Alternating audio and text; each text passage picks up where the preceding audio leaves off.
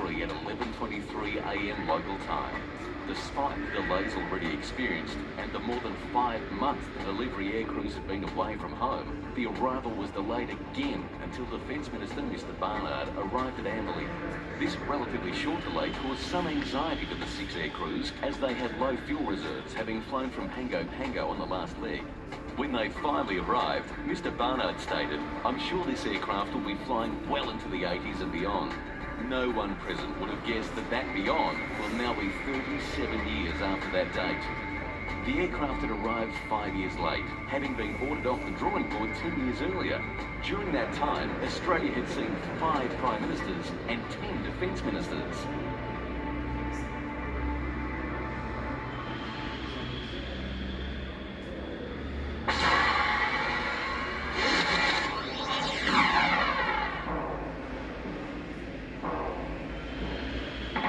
Welcome to Mission 1201. We'll start off with the quick intel brief. You can see up on the board there, threats are listed. No mission or sortie is conducted without thorough planning and briefing. With the use of detailed information from intelligence staff, aircrews are provided with the details of the target and any enemy defences. Here we have a view at 7,000 feet, much more detail now. Starting to get an idea of the view of the target that we have available. Tactics are then developed with the aircrews to ingress, strike and egress the target, with consideration given to the weather, air traffic control, other aircraft participating in the mission and any other intelligence available. 25145. Thanks. Good afternoon, gents. Welcome to Mission Brief for Mission 1201, the call sign Savage for us. Inventory, TACOMs, I have a colo card with the package, have all the standard nav products and your imagery from the target. You get the right-hand standards to grab the tapes on the way down at our brief from ops. Mission overview is as per we saw in the cohort brief downstairs. So we'll be looking to push out to a 4-ship to the Marshall. Marshall there joining up with the rest of the package, call sign Colt primarily as our sweepers. Once we push, we'll go down low, looking to ingress low onto the below the radar, and then forming up to do a pairs POS target area, so that'll be 2 pairs of the trail there to the target, and we'll stay low, egressing back to the Marshall. Such intelligence comes from a variety of sources, including photographs taken by the RF-111, the photo reconnaissance version of the jet, which is fitted with cameras specifically designed to gather intelligence for missions. Once planning is complete, the operations desk advises aircrews of their assigned aircraft tail numbers and the status of these aircraft.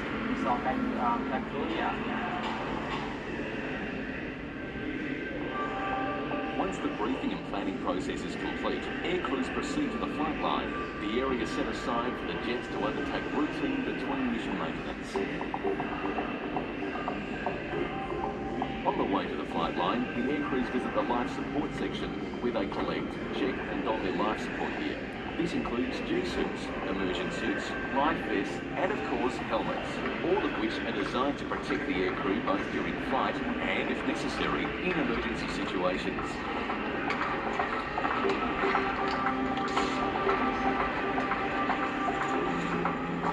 Next, the aircrews visit the maintenance desk, where they sign for their assigned aircraft.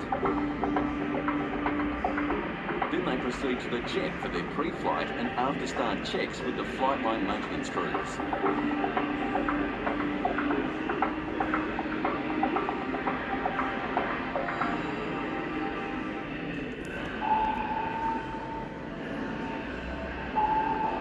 Now at the jets, the aircrews climb the ladders to the cockpits and carry out the initial checks to ensure the power is off and the crew module ejection handles are operational.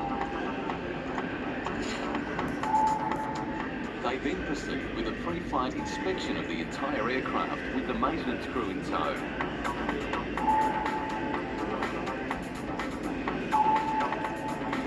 As part of this, careful focus is given to everything from the pitot probe at the very front of the jet, down the body, all the way to the aft.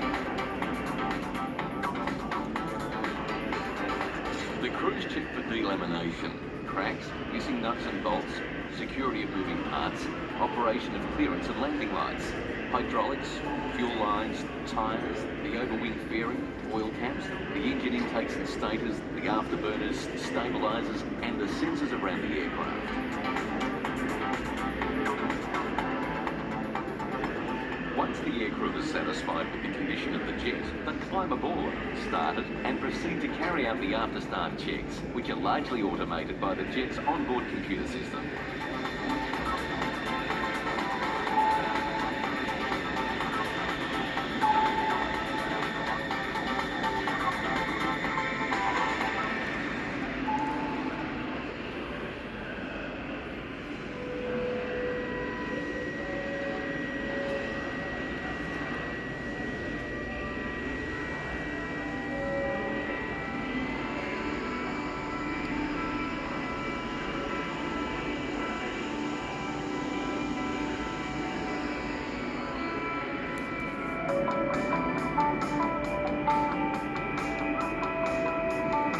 With the pre-flight and after-start checks complete, the aircrew taxis the jet to the runway threshold, lines up and takes off.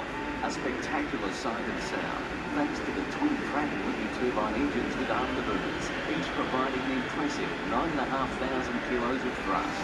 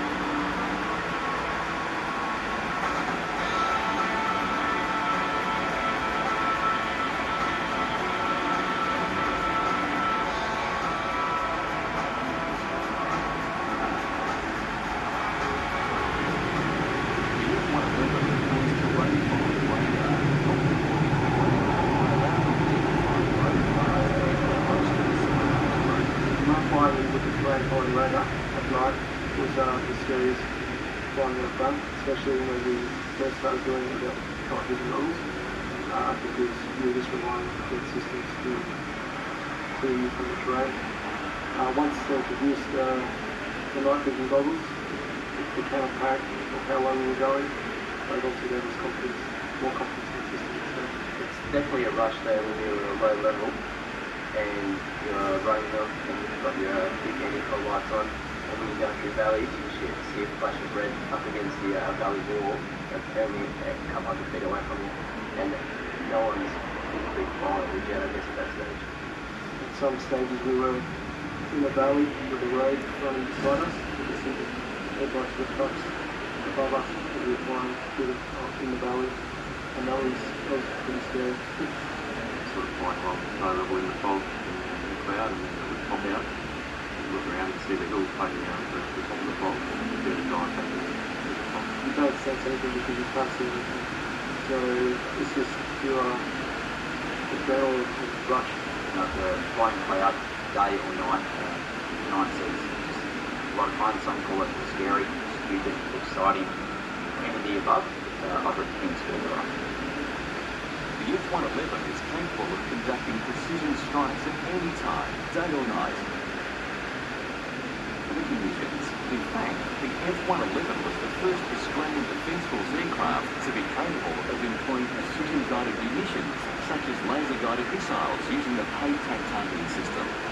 This system is so accurate that a bomb can be targeted to hit a particular office in a large building, and this placed the F-111 globally at the forefront when it was introduced in the 1980s.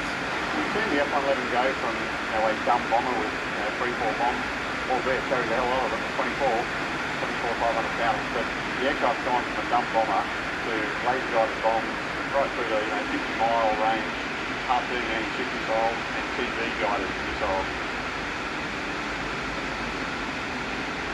TV-guided missiles is phenomenal. There's a camera in the front of the missile that the navigator controls the missile through that via a data link. And the last thing you see as you approach the target is the camera and the bomb slamming into the target. Of course, with any such aircraft, there's always a risk of something going wrong. The F-111 has a unique crew module that can be ejected from the aircraft in emergency situations, as Wing Commander Alan Kerr explains. when the F-111 was designed back in the 1950s, the last century, there was some revolutionary engineering features. And one of those was the true modular. The whole modular separates, the whole cockpit separates from the aeroplane. And that was designed that way so that the aircrew, if they had to eject at high speed to not be exposed to airflow, high airflow to give off that body. Now I can speak to you about this because I actually survived an ejection from the F-111 in New Zealand in the 24th of August 1979. What happened was we were number 2 to take off the 4 airplanes.